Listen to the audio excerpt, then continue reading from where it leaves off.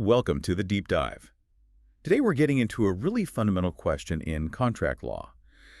What happens when everyone involved in a deal makes a huge mistake about what's actually being sold? We're going to explore this through a classic case, Smith v. Zimbalist. Think seasoned collectors, supposedly priceless violins, and, well, an $8,000 misunderstanding that blew up a contract. Exactly. And our job today is to figure out how the law handles that kind of situation. Why could the buyer just walk away? We'll need to unpack really two key legal defenses. First, there's this idea of mutual mistake. Did the mistake go right to the heart of the deal? And second, we'll look at implied warranty. Did the paperwork itself basically guarantee these violins were the real deal? Okay, mutual mistake. That sounds like, well, it sounds like it should be straightforward, but I guess it's not always. For a mistake to completely undo a contract, it can't just be like regretting the price, right? What's the core rule here? How big does the mistake have to be for a court to say, okay, no deal? Yeah, it's a high bar. Courts generally want to uphold contracts. So the rule is that parties aren't bound if they were both honestly mistaken about the identity or the very essence of the thing being sold. And critically, that mistake has to relate to a basic assumption that the whole contract was built on. Just a mistake about quality or, its market value. That's usually not enough. Okay, let's apply that. Let's analyze Smith v. Zimbalist. So first things first, what are the legally dispositive facts? What really happened here that mattered to the court? Well, you had Smith, the plaintiff, who was 86, and a collector, and Zimbalist, the defendant, a very famous violinist, also a collector. Zimbalist visits Smith, looks at two violins, and says, this looks like a Stradivarius, this one a Granarius. Smith, believing him, agrees to sell both for $8,000. Turns out both men fully believed they were genuine, but later evidence showed they were fakes. Smith sued for the unpaid balance, the $6,000. Okay. And based on those facts, what was the core legal issue? The question was pretty direct. Did this shared, honest belief that the violins were genuine masterpieces constitute a material mutual mistake? Enough of a mistake, that is, to let Zimbalist out of the contract. Got it. So what rule of law did the court use to decide that? Can you state the rule, maybe break it down into the specific things the court looked for? Sure. The court applied the rule that basically an enforceable sale hasn't happened if the parties are honestly mistaken about the identity or the essence of the thing sold, and they looked at it through three key elements here. One, was there a mutual mistake by both Smith and Zimbalist? Two, did the mistake relate to the identity or essence of the violins? And three, did that mistake go to a basic assumption underlying the whole deal? Thank you. Now for the court's elemental analysis. Let's walk through this step by step. How did the court apply the first element, mutual mistake? Was it truly mutual? Yes, the trial court specifically found that element was met. The evidence showed Smith wasn't trying to pull a fast one. He genuinely believed they were authentic, just like Zimbalist. Since both of them were operating under the exact same wrong idea about what these instruments were, the mistake was definitely mutual. Okay, that seems clear. But here's something that seems a bit odd.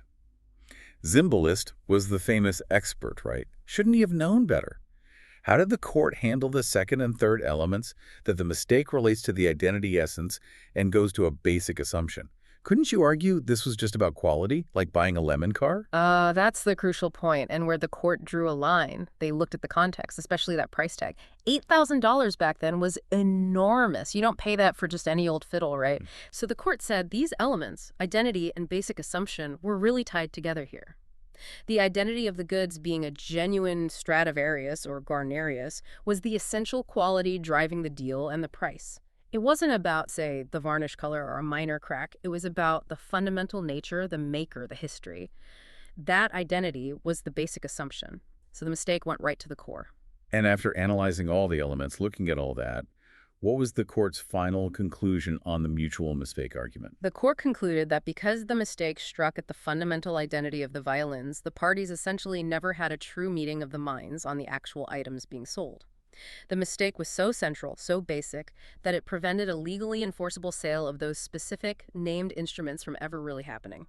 ###C. Visceral hypothetical, testing basic assumption.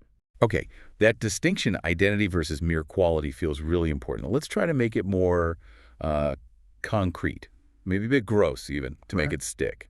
Imagine I buy an antique oak chest. Looks great. Later, oops, turns out it's made of cheaper pine, just stained well. That feels like quality, right? Right, likely just quality. Okay, now contrast that. Yeah. Suppose I buy what's sold as a bezoar stone. Like in that old case, Chandler v. Lopez, believing it's this rare, almost magical antidote from history. Turns out it's just a common, worthless goat hairball, basically. Which mistake is more likely to get me out of the deal, and why? Definitely the Bezoar stone. I mean, the goat hairball scenario, it's much more like the violins. Pine versus oak, you still got antique furniture. It's maybe not as good as you hoped. That's usually a quality issue. But the Bezoar stone, the whole point, the basic assumption was buying this rare, historically significant, maybe even functional object, getting a common rock or hairball instead. That's a fundamental mistake about the identity of the thing itself. The court steps in when the thing delivered is radically different in its very nature from what was bargained for.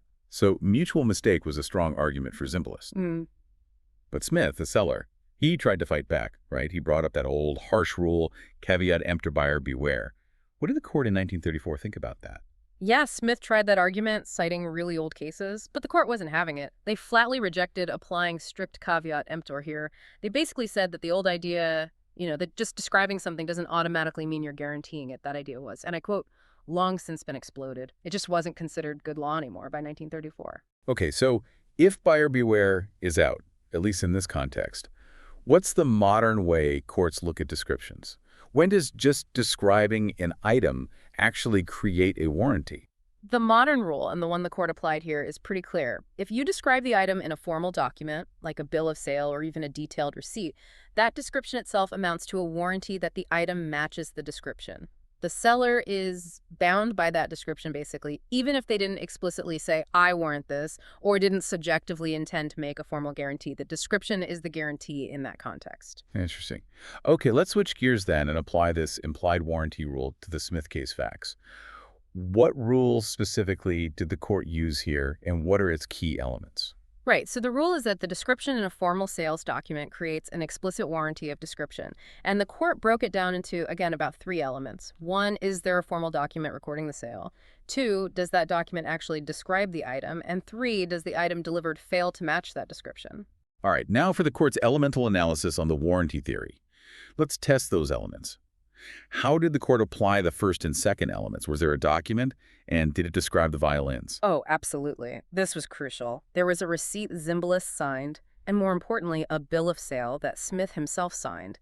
And both documents explicitly described the items as one violin by Joseph Guarnerius and one violin by Stradivarius dated 1717. The language was specific. So even though Smith later said, oh, I didn't mean to warrant them, the court basically said, too bad.